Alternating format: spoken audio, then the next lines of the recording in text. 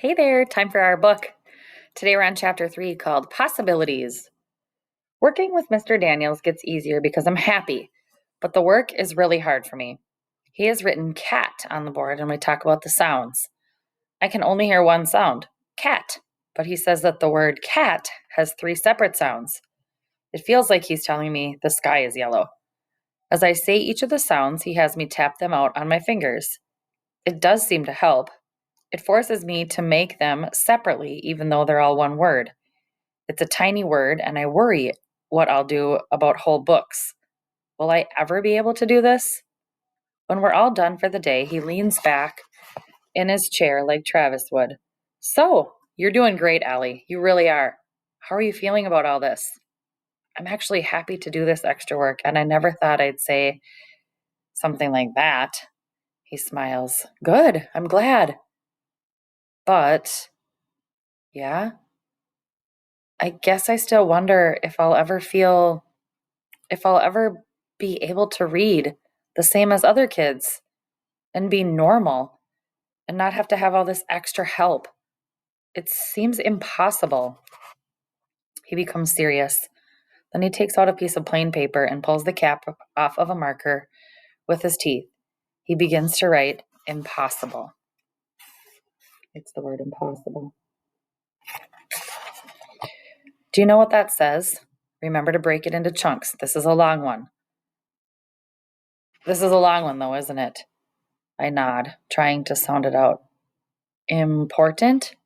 No, but that's a good try. It says impossible, like you just said. You told me you think it seems impossible to read as well as everyone else. Yeah, I say, wondering why he had to write it down for me. It's not like I needed a reminder. Then he draws a red line between the M and the P and hands it to me. See that?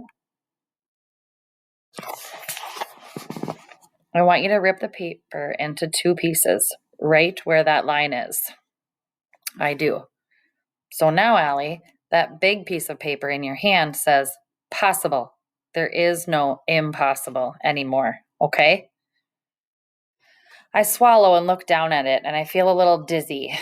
The way he says it makes me feel like it could actually be true. Now, throw that little piece with the I am into the trash. It's gone forever. I walk over to the garbage and drop it in. I watch it twist and spin as it falls. I look up and lock eyes with him and wish I had the words to tell him how grateful I am for his helping me.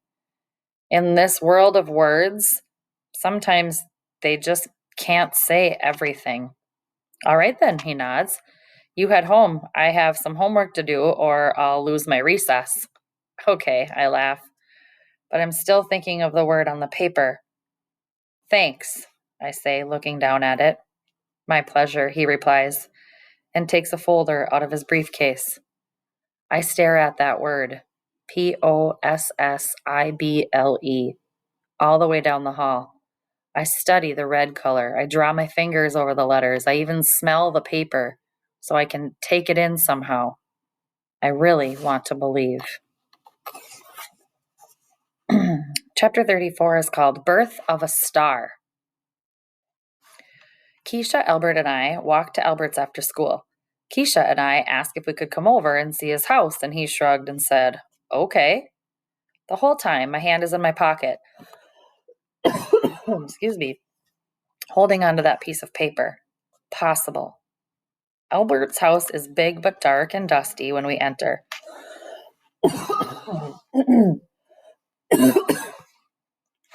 Excuse me. Sorry about that. I had to grab a drink of water. All right. Albert's house is big but dark and dusty when we enter. There are piles of things everywhere. Not papers like our house. I mean piles of things with tubes and wires. Things I don't recognize. His mom greets us. Hey, Albert. You have guests? He tells me that this never happens. Oh, goodness. Yes, I do. These are my friends, Keisha Almond and Allie Nickerson. Allie and Keisha, this is my mother, Audrey Dubois, he says, waving at each of us, and she comes over and shakes our hand. Can I get you anything to eat? She asks, sounding nervous. Albert pauses. No, thank you. We'll just go upstairs. His mom says, okay, as we are already following him up a skinny, twisty staircase. What kind of host, Keisha asked, doesn't allow his guests to have food? Dang it, Albert, I wouldn't have minded some. It wouldn't be logical to offer you something that doesn't exist. But she offered it to us, Keisha says. He opens his backpack and begins stacking his book on his desk like a pyramid. I can assure you that the refrigerator is quite empty. In fact, it hasn't even been plugged in for a week. Oh, Keisha says, her voice getting quiet. I'm sorry, Albert. I really am. Now I know why his mom's voice sounded funny when she offered and why he eats so much at school. Yeah, me too, I added. He turns around surprised. Why? Keisha scrunches up her face and the look she gets when she can't figure him out. Well, I say, because you don't have food or a refrigerator? It must be terrible to be hungry and not be able to eat. And it's probably embarrassing for you, maybe. I mean, I would think it would be, I guess. He tilts his head. Filling the refrigerator does not fall within the parameters of my responsibilities. Therefore, the lack of food therein would have no reflection upon me whatsoever. We are silenced. I don't know about Keisha, but I couldn't answer that for $1,000,000. From the looks of her, I don't think she can either. I finally lift my gaze from his face to look around his room. Just a bed, a desk, and an empty trash can. The carpet and his blankets are all dark green, but his walls have colorful posters, all science related. There is one I like the most, a picture of outer space, but with every color you can think of all swirled together with an orange glow off to the side. It's beautiful. I point at it. Albert, what is that? That is the birth of a star, the single most important thing that can happen in space. Well, the single most positive thing, anyway. It's beautiful, I say. He stares at it. Indeed it is, he says, sitting down at his desk. Keisha laughs. You're going to be a star one day, Albert. You'll do something amazing. I don't like, he shifts in his seat. I don't wish to be in the limelight. Limelight, I ask? I don't like a lot of attention. Well, you better get used to it, Albert, Keisha says, because there's no way on God's green earth that you won't have boatloads of it when you get out and cure cancer or discover another planet or something. That's my hope. I want to change the world, do something good. And all of a sudden, I feel sad. And Keisha goes on about how famous Albert will be, how he'll be written about in history books and stuff. Hey, Keisha says, poking me. Why so serious over there? I'm thinking about things Albert and Keisha will do and how I can't even read. I can't tell them that, so I try to sound happier. I'm not that serious. Oh, yes, you are. Dead serious. You need a smile. I am smiling, I say. Well, better tell your face about it. I hesitate. Can I tell you both a secret? I ask, reaching into my pocket to touch my possible paper that I've carried ever since I got it. Yeah, of course. And you won't tell anyone? Yes. Now, what's the secret? We won't tell anybody because that's what the definition of secret is. Albert is quiet, but his head is tilted to the side. I've never really told anyone this, but I have a lot of trouble in school with reading and writing. Well, everything but math and art. Keisha laughs. That is not a secret. And then I feel terrible and I feel my eyes beginning to sting. I start walking away, but she pulls my sleeve and pulls me back. Albert looks upset. No, that's not what I mean. I mean that we know that, but it doesn't matter to us. However, I do wish it was easier for you. We will not share your secret, Albert says. Mr. Daniel says I have something called dyslexia, which makes it hard to read letters, and that's why I've been staying after school. So he can help me. Keisha's eyes widen. Extra school after school? That's terrible. I mean, terrible. I want to tell her I'd spend the night at school hanging upside down in the closet if it would mean I could just read. I don't mind. He's nice to help me. And we'll help you, Albert says. But I worry that maybe he can't help me, I say. And then I mumble. It makes me feel like I'll grow up to be a nobody. How can you say that? Keisha asks. Well, you'll probably have some big successful baking company, and Albert will do whatever in the world Albert will do, and I'm just hoping to read a menu in a restaurant.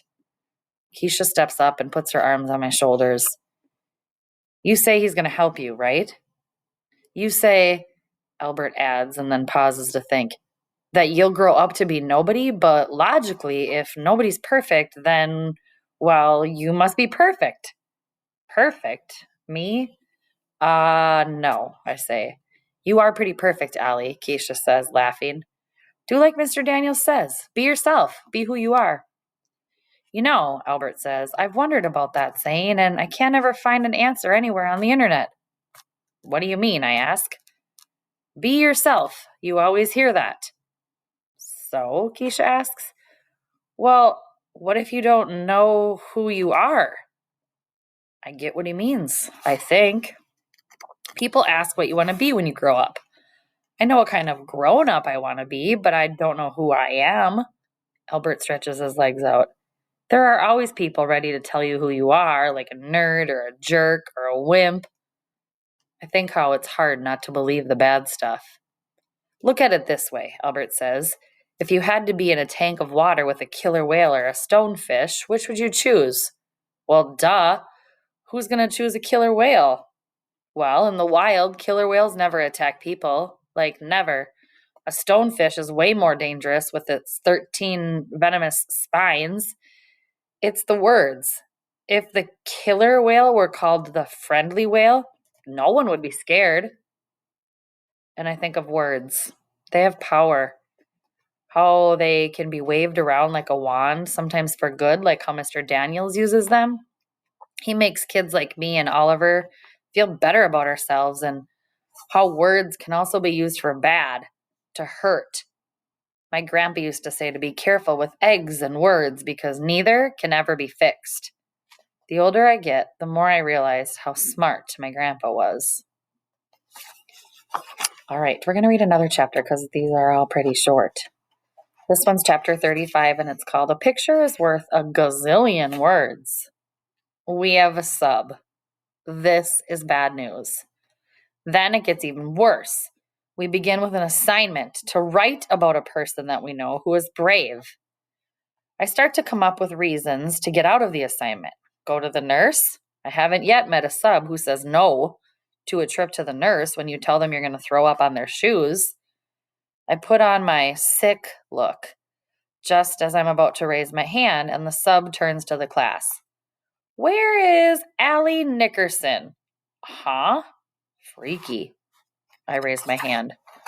Oh, I have a note here that says you don't have to write, so you can just draw a picture of your person. My face gets hot. Well, that figures, Shay says. She can practice her coloring, and then there will be Play-Doh and nap time. My toes curl in my sneakers, and I slide down into my chair. The sub looks at Shay and shakes her head, but kids are already laughing, so what's the difference? The sub gives everyone a piece of lined paper and gives me a plain one. I sit stunned, wondering why Mr. Daniels would do this. Betray me. Now I really feel like I'm going to throw up. I stand and have to concentrate on walking to move toward the door. Where are you going? The sub asks. Out. You have to come back here and do your picture. Now. I mean it. I'm finished. What are you talking about? It's blank. No, it's not. I drew a ghost in a blizzard. As the door slams behind me, I hear kids laughing at my answer. Soon, I am keeping Mrs. Silver's chair warm. So, Miss Nickerson, I must admit that I have enjoyed not seeing you lately. Things seem to be better with Mr. Daniels as your teacher. He's keeping you in line? Yeah, he's a peach, I say with cut in my voice. Are you going to call my mom? No, I don't think so. I want you to call her. Please call her. Why? Please, I ask. I don't even know why I am asking exactly. She looks surprised but is silent. She dials the phone and talks for a bit, tells her that I've had a tough day. Then she hands me the phone. She'd like to speak with you. I take the phone from her. Allie, what in the world is going on? I try not to cry. I really do, but the tears leak from my eyes. Everything is so tight inside, and I'm so tired of it being this way. It's not like I wake up every day planning to be a failure, and I thought I'd finally found someone to help me, and then Mr. Daniels pulls this. Allie, did you hear me? Mom is all I can get out, but it's squeaky and filled with longing to pull her through the phone to sit with me. I hear it in her voice. She feels as upset as I do. Put Mrs. Silver back on the phone. Mrs. Silver listens for a bit and finally says, Oh, okay, Mrs. Nickerson. We'll be in touch then. I head to the bathroom and I sit in a stall long enough for the evidence of crying to go away. When I get back to class, I ask Keisha to help me with a note, so I'm sure it's all correct. I leave it on Mr. Daniels' desk. I'm never reading after school or playing chess with you ever again. Not ever. That afternoon, I drop onto my usual spot at Peterson's. I wonder what my mom will say about the call from school. When she comes over, she kisses the top of my head, which says it all. So, a ghost in a blizzard, huh? She smiles at me. I half smile. Yeah. Pretty funny, I think. She leans over and puts her hand on my cheek, and it's everything I can do to not cry right there in front of everyone. I trusted him, I tell her. He was the first teacher who, and I stop because I can't say the words. You know, honey, I bet there's an explanation for this. I bet Mr. Daniels didn't mean for this to happen. Give him a chance, okay? I nod, and I hope she's right. Because I want to think that Mr. Daniels doing something mean to anyone is like fish swimming upside down and backward. All right. Have a great day.